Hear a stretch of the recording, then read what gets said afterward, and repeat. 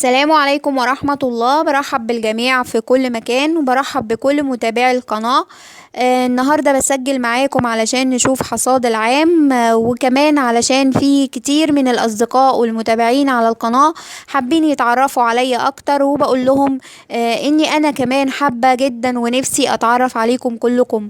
ومبسوطة كتير إنه بقالي أصدقاء ومتابعين في أماكن كتير وفي بلاد مختلفة حوالين العالم.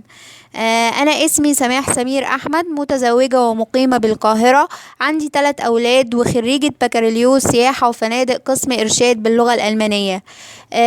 الحقيقة إنه كل الوصفات والمشغولات أو الفيديوهات اللي سجلتها ونزلتها على القناة كانت هوايات حبيت أشاركها مع الجميع، وأتمنى إن شاء الله إنه ربنا يتقبلها مني ويكتب لي بيها ثواب العلم اللي بشاركه مع كل الأخوات والأصدقاء في كل مكان.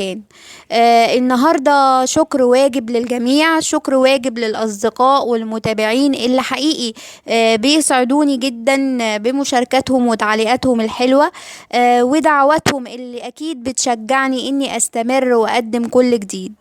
بشكركم كلكم وبتمنى كل الخير للجميع، وأتمنى إن شاء الله إني أقدر ألبي احتياجاتكم وطلباتكم مني. وبعتذر إذا في أي شخص طلب مني أي طلب وتأخرت عليه بالتسجيل. دايما على بالي أي حد وكل حد طلب مني حاجة إن شاء الله هحاول ألبيها وأطبقها على القناة.